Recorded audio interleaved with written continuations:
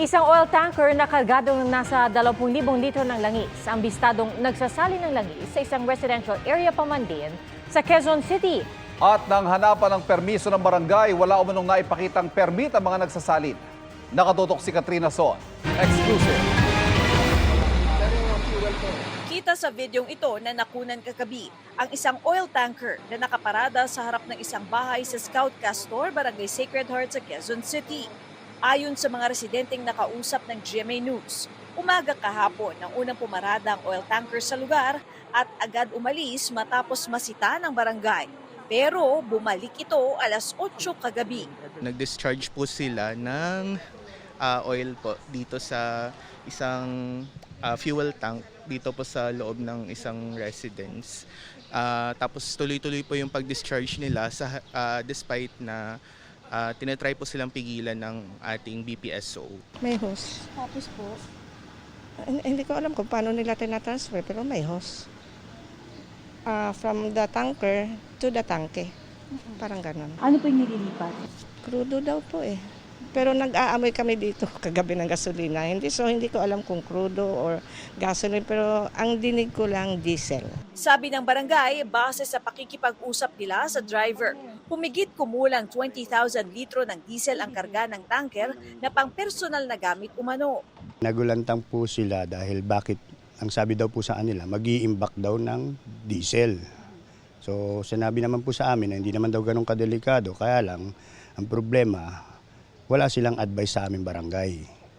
Wala silang permit, tapos sinanapan din po namin ng BFP permit, wala rin po silang mai-present sa amin. Dahil hindi mapigilan, humingi na ng tulong ang barangay sa Quezon City Police at Bureau of Fire Protection ng BFP. Dito pa lang daw sila tumigil sa pagsasalin. Ikinababahala ng mga residente ang insidente. Pwede ho kayo magkasunog kasi sila po dyan, nagwe-welding. Minsan nag-aamoy varnish kasi dito lang kami nakatira. And siyempre, bahay namin, light materials. May naninigarilyo. Hindi natin alam kung ano mangyayari pag aksidente na. Siguro natatakot na mawala ng tumaas ang gasolina at diesel, di ba? So yun, kaya lang, incidential to. Sobrang takot. Kasi kahit yosi lang ang iba tumudon, di ba, sasabog yan. Kasi nakalagay dun sa tanker, di ba, 50 feet, ganon, di ba nakalagay yun? Yes, na walang smoke. Bukas, magsusumite ang mga residente ng petition letter sa Quezon City LGU para humingi ng tulong. Sinubukan namin kunin ang panig ng may-ari ng compound pero wala raw ito sa bahay. Hindi pa malinaw sa ngayon kung para saan ang sinasabing nailipat na petrolyo. Pero nauna nang sinabi ng Department of Energy na ang pagbili ng petrolyo at paglalagay sa fuel-grade drums ay pwede kung para ito sa mga consumer na kailangan ito sa operasyon tulad ng fishing vessels at marine equipment operators, mga ospital at ibang pasilidad na gumagamit ng generator sets, telecommunications facilities at mga negosyong mayroong lehitimong operational requirements. Katrina Son, Nakatutok, 24 oras. Ang Department of Energy, iniimbestigahan na ang insidente. Matapos pong Semana Santa, tuloy ang kalbaryong mega oil price hike para sa mga tsuper sa Baguio. At ang ilan po sa kanila, posibleng hindi na lang daw bumiyahe.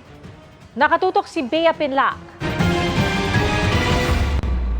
Mas mabigat na krus ang papasanin ng mga tsuper sa muling pagsipa ng presyo ng petrolyo ngayong linggo. Ang projection ng oil industry source, 21 pesos sa kada litro ng diesel at mahigit 7 pesos sa gasolina. Pero sa Baguio, ayon mismo sa LGU, parehong mas tataas ang mga yan ng 9 pesos. Hindi na ako bibiyahe. Ngayon na nga lang, hindi nakikita. Pagka nagtaas pa, di wala na. Ewan ko lang kung paano tatawid pa sa araw-araw pag ganito na talaga. Mahirap na talaga eh. Yung bayad, mapumunta lang sa diesel, parang thank you lang din. May emergency mobility support program ang Baguio LGU na layong pagaanin ang gasto sa biyahe ng 20% ng mga jeepney sa lungsod. Service contract ng city yung biyahe ng gabi in order to guarantee na babalik sila sa gabi at magsakay ng ating residente na pauwi. Aminado ang LGU na limitado ang programa dahil kulang ang pondo at pinag-aaralan pang madagdagan ang mga jeepney na sakop nito. May libreng sakay program din ng LGU, pandagdag sa pagkalagas ng mga PUV, lalo na sa gabi. Dagsa ang mga tao sa mga bus terminal sa Baguio, pero mismong mga bus company nag-a-adjust sa mahal na petrolyo. Merong mas mahaba ang hintayan dahil konti ang mga pumasada. Ang iba naman, nagbubukas lang ng makina 15 minuto bago sila magpaakyat ng mga pasahero. Bahagya namang nakabawi ang mga hotel mula Biyernes Santo hanggang Sabado de Gloria, pero hindi pa rin punuan kumpara sa mga nagdaang Semana Santa. Yung mga tourists na umakyat during the Holy Week were probably the ones who utilize our public transport systems kasi significant yung drop ng private vehicles sa kalsada. Kahit bakasyon, inaasahang bababa ulit ang occupancy rate sa mga hotel sa Baguio sa mga susunod na linggo. Kaya ang mga nakadepende sa turismo ang kabuhayan, apektado ang kita. Halos lugi na po, halos wala na pong naitatabi. Tuloy na po siguro kaming wala na po, ma'am. Hindi na kami magtitinda, ma'am. Kasi sa tinda ng tinda walang kita. Para makabangon, isinusulong ng Baguio LGU ang sustainable tourism. Local businesses, restaurants, hotels natin dito sa Baguio, we encourage them na hyper-local, bili tayo sa ating mga local sources para lang umiikot pa rin yung ating ekonomiya. Mula rito sa Baguio City, Bea Pinlac, nakatutok 24 oras. Kahit pumayag ng Iran na padaanin ng Pilipinas sa Strait of Hormuz, hindi raw nito agad mapapababa ang presyo ng langis. Ayon po yan sa Department of Energy. Mangyayari na nga ba ang itinuturing na worst-case scenario dahil sa walang prenong oil price hike? Yan ang tinutukan ni Jonathan Andal.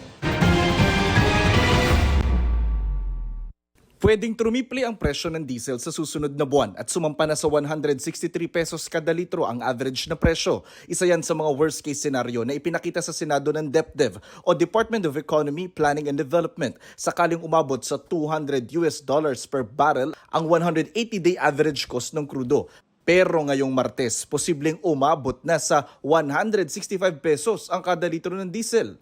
Dahil aakyat na naman ng hanggang 19 pesos ang kada litro nito batay sa pagtaya ng mga source sa oil industry. Isa pang nakikita ng DepDev, sisipa ang inflation o bilis ng pagmahal ng mga bilihin. I think that's what we should be most concerned about because that inflation has a big impact, as I will describe later, on overall welfare of ordinary Filipinos. We return to the high inflation. We could potentially return to the high inflation in early months of last year, and that's what we would need to prevent. Hawak na alas ngayon ng pamahalaan ang pagpayag ng Iran na makapaglayag ang Pilipinas sa Strait of Hormuz kung saan dumaraan ang 20% ng krudo sa buong mundo. Pero paglilinaw ni Energy Secretary Sharon Garin sa kanyang Facebook post, hindi niyan mapabababa kaagad ang presyo ng langis sa Pilipinas. Ang nakuha kasi ng Pilipinas sa Iran ay safe at preferential access. Ibig sabihin, mababawasan ang banta na magkaproblema sa supply ng langis ang Pilipinas, mapoprotektahan ang mga barkong papunta sa Pilipinas at masisiguro ang kaligtasan ng mga marinong Pilipino. Pero wala raw saysay yan kung hindi naman mapabababa ang presyo ng langis sa bansa ayon sa grupong Manibela. Pabigat pa rin ito sa amin, kalbaryo pa rin ito sa amin. Baka naman may makukuhanan pa tayo na hindi lang sa Iran na mas mababa ang presyo. Gusto ring malaman ng Manibela kung anong barko ba na papuntang Pilipinas ang sinasabing padadaanin ng Iran sa Strait of Hormuz. Ang tanong natin sa kanila, meron ba talagang biyahe na barko na pagmamay-ari ng mga Pilipino na umaangkat talaga ng langis sa Middle East para maapektuhan po yung ating supply ng petrolyo? Sa Senado, nagbabala si Senator Ping Lacson na posibleng umabot sa 320 billion pesos ang mawawalang kita ng gobyerno kapag sinunod ng pamahalaan ang mga panawagang suspindihin hindi lang ang excise tax kundi pati ang VAT o value added tax sa langis. Papalo tayo ng mga 320 plus billion kung pati yung VAT isususpend dahil sa krisis. So dapat pag-aralan mabuti ito ng ating mga economic managers na Malacanang yung paano ka lang isuspender yung VAT. Jonathan Andal, nakatutok 24 oras.